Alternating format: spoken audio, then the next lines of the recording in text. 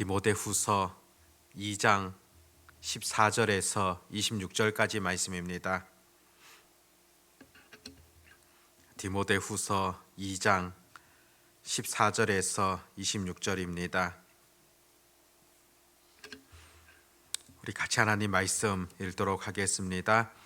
너는 그들로 이 일을 기억하게 하여 말다툼을 하지 말라고 하나님 앞에서 엄히 명하라. 이는 유익이 하나도 없고 도리어 듣는 자들을 망하게 함이라.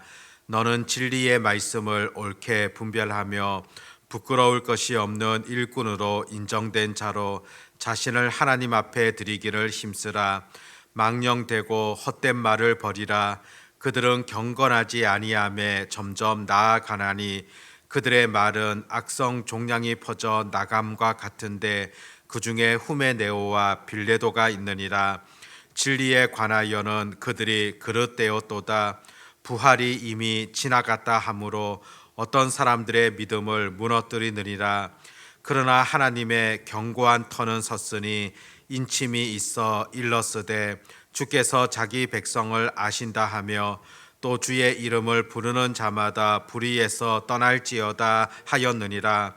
큰 집에는 금 그릇과 은 그릇뿐 아니라 나무 그릇과 질 그릇도 있어 귀하게 쓰는 것도 있고 천하게 쓰는 것도 있나니 그러므로 누구든지 이런 것에서 자기를 깨끗하게 하면 귀히 쓰는 그릇이 되어 거룩하고 주인의 쓰심에 합당하며 모든 선한 일에 준비함이 되리라. 또한 너는 청년의 정욕을 피하고 주를 깨끗한 마음으로 부르는 자들과 함께 의와 믿음과 사랑과 화평을 따르라. 어리석고 무식한 변론을 버리라. 이에서 다툼이 나는 줄 알미라.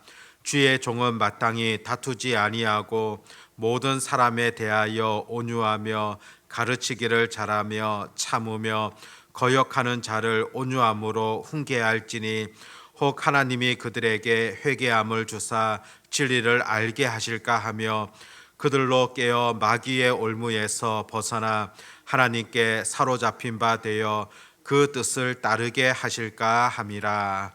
아멘. 지난 본문에서 우리가 살펴보았듯이 바울은 디모데, 특히 복음 사역자들을 향하여서 그 직무를 어떻게 감당해야 되는가 가르쳤던 것을 볼 수 있었습니다. 앞선 1절에서 7절 말씀을 보면 복음 사역자들은 병사로서 또 경기자로서 또 농부로서 끝까지 인내하며 수고하며 달려가야 될 것을 가르쳤습니다.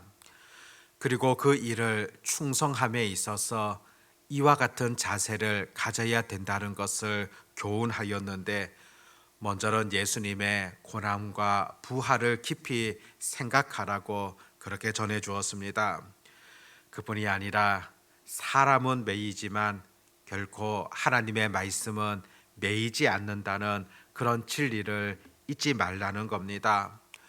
또 보다 더 중요한 것은 고난 그것으로 끝나는 것이 아니라 고난 당하는 자들이 받게 되어지는 그 영광이 크다는 사실을 그렇게 가르쳐 주었습니다. 오늘 14절부터 말씀을 보게 되어지면은 디모데가 목회하고 있었던 에베소 교회 안에 잘못된 가르침이 들어온 것에 대해서 경고하고 있는 그런 내용을 보게 됩니다.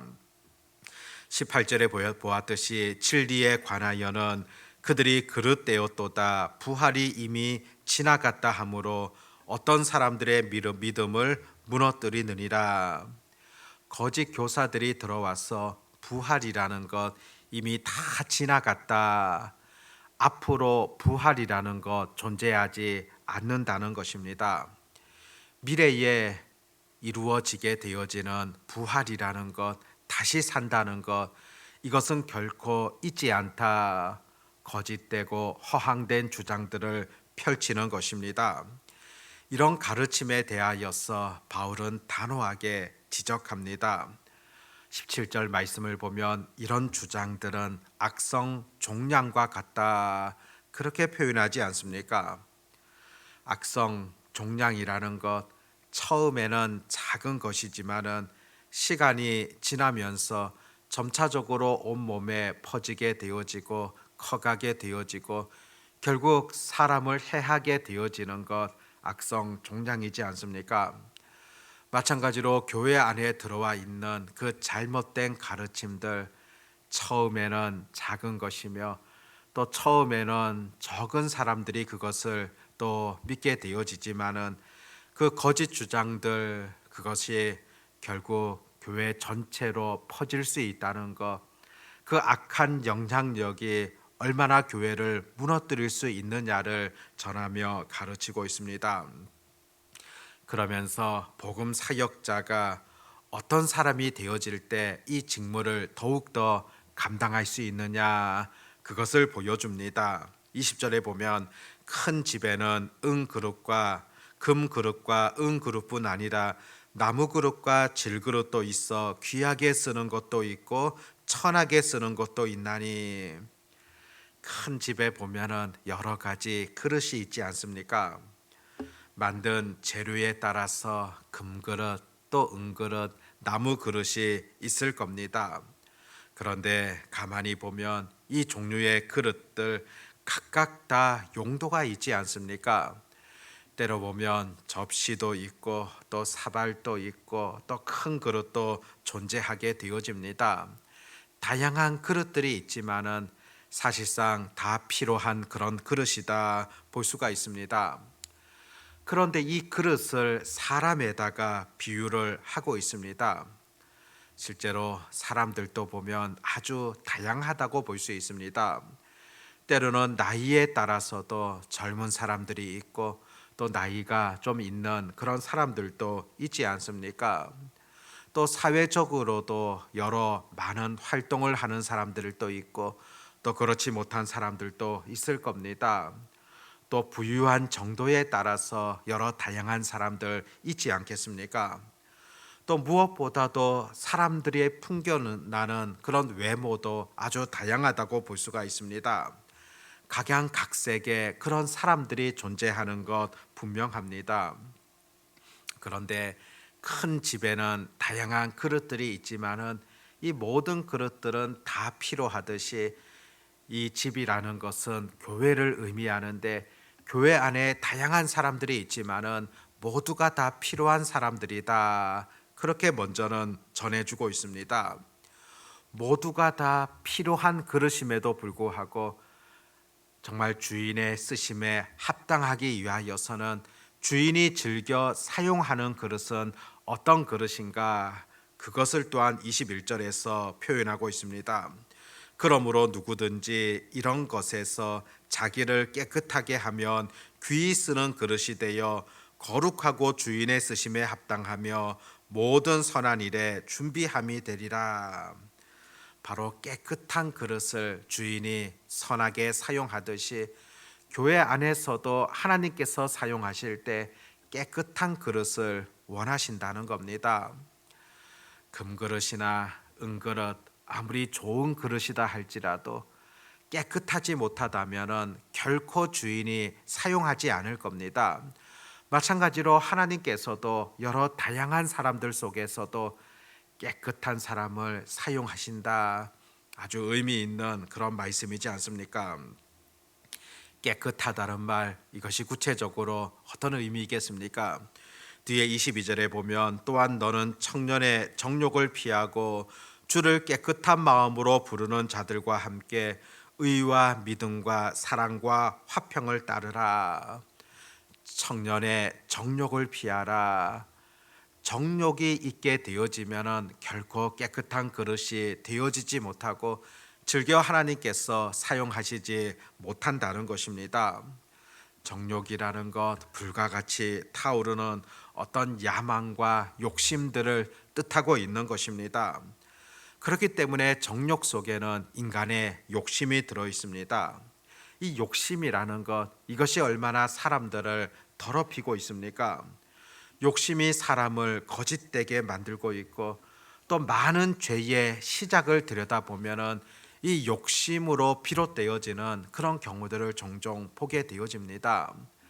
그런 점에서 이 욕심이라는 것, 이것을 버릴 때 깨끗한 그릇이 되어져서 하나님 쓰심에 합당하다는 것입니다. 또 정욕 속에는 질투, 시기의 마음들이 있습니다. 사람들의 심령 가운데 이 질투, 시기심 이것이 사로잡게 되어지면 온전한 정신들을 잃어버리게 되어집니다. 또 정욕 속에는 음란한 생각들, 마음들이 있습니다. 음란에 사로잡히게 되어지면은 결코 올바르게 또 깨끗한 그릇 되어질 수 없는 겁니다. 사람의 몸이라는 것 성경은 분명하게 성령의 전이다. 성령 하나님께서 거하시는 전이라고 가르쳐 주셨는데 음란한 것들로 가득하게 되어지면 결코 하나님께서 선하게 사용하실 수 없다는 것입니다. 결국에는 죄로부터 자신을 보호하고 죄로부터 자신을 깨끗하게 할 때 그때 하나님께서 아름답게 사용하시는 복된 그릇이 되어질 수 있다는 것입니다. 죄라는 것 늘 우리가 멀리 해야 되지 않습니까? 사람도 보면은 그 육신 가운데 육체적인 면에 있어서도 분명 약한 부분이 있을 겁니다. 어떤 사람들은 좀 폐가 약하고 또 어떤 사람들은 간이 약할 수 있고 또 어떤 사람들은 위가 약할 수 있습니다. 이렇듯 사람의 육체 속에서도 약한 부분이 있는데 우리 신앙 인격도 들여다보면은 내가 쉽게 넘어지게 되어지는 약한 부분이 있습니다. 에서 같은 사람은 먹는데 약한 부분이 있지 않습니까? 노아 같은 경우는 술에 약했던 그런 사람입니다. 솔로몬 같은 경우에는 여자에 약했던 그런 사람이지 않습니까? 서양 속담에 보면은 사람마다 지옥에 내려가는 사닥다리가 있다. 그런 표현이 있습니다. 사람들마다 모두 죄짓기 쉬운 그런 약점이 있다는 것입니다. 그런데 이 약점에 대하여서 마귀는 정확하게 알고 있습니다. 이 사람이 어떤 부분이 약한지, 이 사람에게 어떤 공격을 하면 쉽게 넘어지는지 사탄은 알고 있다는 것입니다. 그렇다면은 나의 약점, 내가 자주 넘어지게 되어지는 그 부분들, 그것을 늘 더 조심할 수 있어야 되고 또다시 그 부분에 의해서 넘어지지 아니하도록 늘 우리가 강하게 또 그 부분을 위하여서 늘 기도할 필요가 있다는 것입니다. 죄된 부분, 자꾸만 죄의 습성에 빠지게 되어지는 그 약한 부분들, 약한 고리들 우리가 끊어야 되지 않겠습니까? 바로 죄에 빠지지 아니하며 또 죄된 모습에 익숙지 아니할 때 깨끗한 그릇이 되어질 수 있다는 것을 우리가 분명 놓치지 마셔야 됩니다. 그리고 주를 깨끗한 마음으로 부르는 자들과 함께 의와 믿음과 사랑과 화평을 따르라. 의와 믿음과 사랑과 화평이라는 것, 이것은 성령 충만을 통하여서 나타나게 되어지는 결과라고 볼 수 있습니다. 늘 우리들은 다른 것, 그것으로 심령 가운데 충만해지는 것 아니라 성령 하나님이 충만하게 역사하심을 통하여서 하나님께서 귀하게 사용할 수 있는 그릇이 되어져야 함을 분명 우리에게 가르쳐 주시는 그런 말씀이지 않습니까? 23절에서는 어리석고 무식한 변론을 벌이라, 이에서 다툼이 나눈 줄 암이라. 모든 변론들을 다 버려야 된다, 그런 뜻은 아니라고 볼 수 있습니다. 때로는 바울 자신도 복음에 대하여서 또 복음을 지키기 위하여서 변론했던 그런 경우들 얼마든지 볼 수 있습니다. 그런데 오늘 본문의 표현은 어리석고 무식한 변론이다, 그렇게 표현합니다. 사실상 쓸데없는 그런 논쟁이라고 볼 수가 있고 내 주장이 옳다는 것을 보여주기 위한 그런 논쟁들, 때로는 내가 많이 알고 있다는 것을 드러내기 위한 그런 논쟁들, 결국 그와 같은 논쟁들은 다툼만 일어날 수밖에 없다는 사실입니다. 24절부터는 특별히 바울이 디모데를 향하여서 복음 전파자로 그렇게 사역을 감당할 때 어떤 자세를 취해야 될 것인가 구체적으로 가르쳐 줍니다. 24절 보면 주의 종은 마땅히 다투지 아니하고 모든 사람에 대하여 온유하며 가르치기를 잘하며 참으며 쭉 뒤에 나오고 있는데 가장 근본은 바로 24절에 보여주듯이 주의 종이라는 그런 표현입니다. 종이다. 사도 바울도 보면은 늘 자신을 표현할 때 주의 종이라는 그런 표현들을 종종 사용하고 있습니다. 이 종이라는 표현 자체가 둘로스 노예라는 그런 의미입니다. 자신의 신분이 바로 노예와 같다는 것, 주님 앞에서 노예와 같다는 것을 잊지 말라는 그런 전함이지 않습니까? 노예의 특징을 보면은 크게는 세 가지 있죠. 첫 번째는 소유권이 없습니다. 두 번째는 종은 노예는 절대적으로 주인에게 순종합니다. 세 번째는 그렇다고 해서 노예가 보상이 있는 것은 아니라고 볼 수가 있습니다. 사실상 우리들도 정말 주님의 종이라고 생각한다면, 주님의 노예라고 생각한다면 주의 종으로서 우리가 교회를 섬기고 우리가 맡은 역할들을 담당한다고 한다면 사실 무슨 불평이 있을 수 있겠습니까? 내가 노예라고 한다면 거기서 무슨 낙심이 있을 수 있겠습니까? 내가 어떤 존재인가를 분명히 깨달았다고 한다면 우리가 주님 나라를 위하여 수고하는 것, 또 주님 나라를 위하여서 내가 또 노력하는 것, 이것이 정말로 하나님 앞에서 겸손하게 감당할 수밖에 없다는 사실입니다. 오늘 본문을 통하여서 우리도 주님 앞에 아름답게 사용되어지는 깨끗한 그릇이 되어지시기를 바라고, 또 정욕을 피하면서 하나님 쓰시기에 합당한 그릇이 되어지며, 또 무엇보다도 우리도 하나님 앞에서 종이라는 것, 노예라는 사실들을 잊지 아니하며 오늘도 우리에게 맡겨진 그런 일들을 잘 감당할 수 있는 그런 은혜들이 우리 모두에게 있어 지시기를 바랍니다. 기도하겠습니다. 사랑의 아버지 하나님, 오늘 말씀을 통하여서 우리의 존재라는 것, 하나님 앞에 부름을 받은 자들이 어떤 자인가를 다시금 우리가 돌아보게 되어집니다. 아버지 하나님, 부족한 저희들을 우리 주님께서 불러주셨고, 또 죄인된 우리들을 하나님의 은혜 가운데로 이끌어 주셨다는 사실들을 바라보게 되어집니다. 또 여전히 저희들을 통하여서 하나님께서 일에 나가시기를 원하신다는 그 뜻을 발견하게 되어집니다. 무엇보다도 다양한 사람들 중에서도 특별히 깨끗한 그릇이 되어져서 주님 쓰시기에 합당할 수 있도록 인도해 주시기를 간절히 소망합니다. 늘 자기 자신들을 돌아보면서 죄로 인하여 늘 넘어지며 방황하는 그런 약한 존재가 아니라 죄를 이길 수 있는, 또 나의 약한 부분들이 어떤 것인가를 분명히 깨달으며 우리 주님 앞에 기도로 더욱더 강해질 수 있는 주의 백성들 되게 해 주시기를 간절히 소망합니다. 늘 성령 충만을 사모할 수 있도록 도와주시옵고, 그런 가운데 의와 믿음과 사랑과 화평을 따를 수 있는 그런 하나님의 자녀들이 되게 하여 주시옵소서.